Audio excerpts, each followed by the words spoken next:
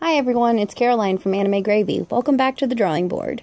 Today I'm going to be doing the ever-popular Style Challenge. The cool thing about the Style Challenge is getting to see the contrast between my own style and the styles of the shows and movies that I've loved since I was a child. Now, I chose myself as my subject because I'm kind of a narcissist. I ended up having way too much fun with this challenge, and I actually did 12 different styles, so I'm actually going to be splitting this up between 3 videos of 4 drawings each. So let's get into it. So the first style is, of course, my own. I only actually recently accepted the fact that I even have a definite quote-unquote style. I've had a lot of people tell me that they really appreciated my style in the past, and I've just sort of been like, okay, so you like anime. But 2016 was my year to sort of focus on making a style that feels more like me. And a lot of my techniques have actually only been refined thanks to doing speed paints on YouTube. So, hey, thanks! It may not really look like it right now, but my style actually used to be heavily influenced by anime and manga. And it still is to some degree, but I eventually pulled back a bit from that because I follow a ton of great artists on Tumblr, as well as knowing a lot of wonderful artists in person that I've been fortunate enough to be able to meet at comic conventions that I go to. And when I see how great their stuff is, I kind of just go like, wow, that's so cool, I want to try that. And then I pull little bits and pieces of things that these artists do, and I tend to completely mess them up. But then I go, well, that didn't really turn out the way that I expected, but I like it. And that's how my style came to be. So what you're seeing right now is actually the biggest change that's happened because of recording my art. If you go back and watch some of my older videos, like my Stevani Mindful Education piece, you'll see that I used to line every part of my sketch, including the eyebrows and the hair.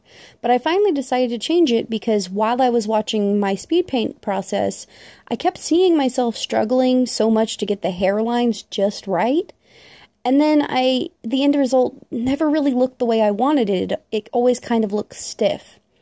I eventually changed this method where I only lined the facial features, and then I used the brush to add the hair and eyebrows, and it just made it look a lot more natural. But it does always make me kind of laugh how the characters look without the eyebrows or hair for a little bit. Like just kind of floating potato heads. Now, whenever I'm painting hair, I usually pull my sketch layer up above everything else so that I can use it as kind of a blueprint for the way that the hair is going to flow. And then I usually do the hair all in one color and then add in the details on another layer or just whenever I'm shading it. But my hair is kind of more of an ombre style thing, where it's darker at the root and then goes down into the lighter color.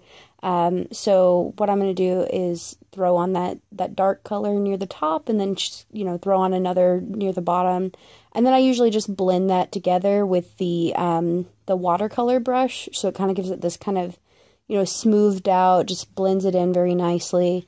And then for the next layer, I just do another brush, another blend, and I kind of just do that until it looks as natural and nice as I can get it to look. This process is typically the part that takes the longest compared to everything else on the face, because it isn't really a cut and dry point where it looks finished. I just kind of play with it until it looks the way that I actually want it to look like. And as you can see, my hair is really big and poofy. That's not artistic interpretation. My hair just has a mind of its own. I've always liked to joke that I actually have like Hermione Granger hair because it's so unruly. Except my hair didn't get a de-poof for the movie adaptation. Also, like my hair, my layer usage tends to be kind of unruly.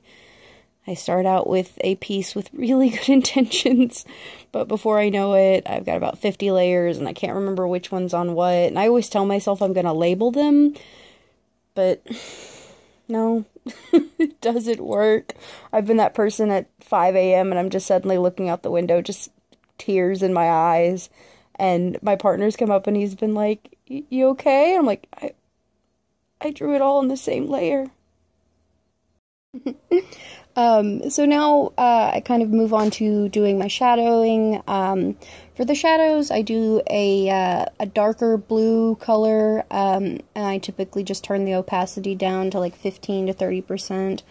And then I, you know, blend that out, just kind of put it in places where it feels really natural.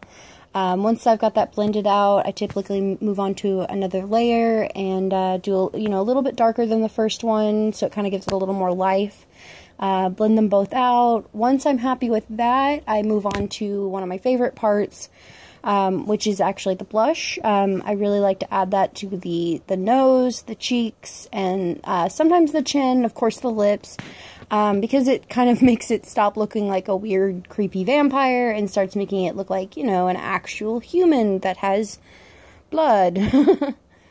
Hey, no hate to the vampires in the audience. Live your truth. But yeah, so the next thing to do, just add some shine marks to my cheeks and my chin and my nose, you know, just kind of make it pop a little bit more.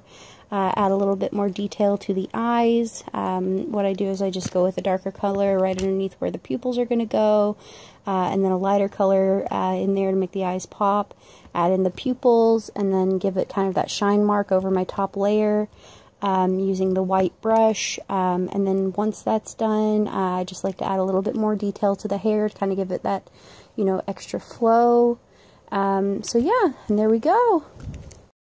Alright, so that was a lot of fun, but let's move on to the really fun styles from shows and movies and things.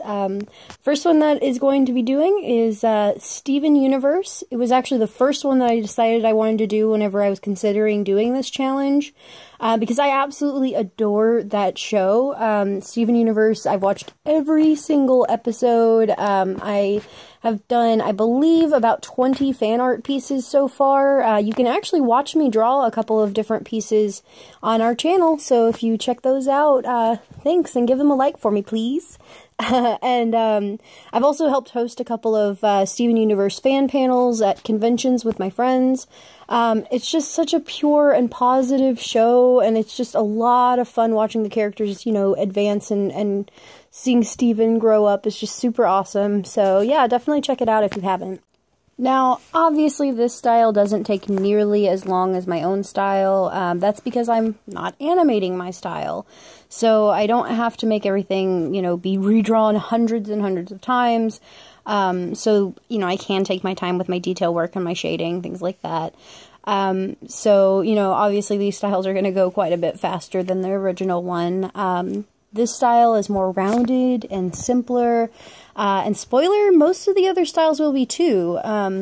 Also, you'll notice that I originally decided to make my hair ombre for this, and honestly, right after I did it, I was kind of like, I don't know if I want to keep doing that, and I kind of thought it over and left it for a little bit, and then eventually I got rid of it. So you'll actually see from this point on that this no longer has that, and none of the other ones going forward will have that either. So yeah, there she is. She would totally be a crystal gem. Nah, she'd probably just be a human. So this is where I would talk about my process for doing the Gravity Falls one, and how much I love the show Gravity Falls, but nah! I didn't hit the record button, so here it is.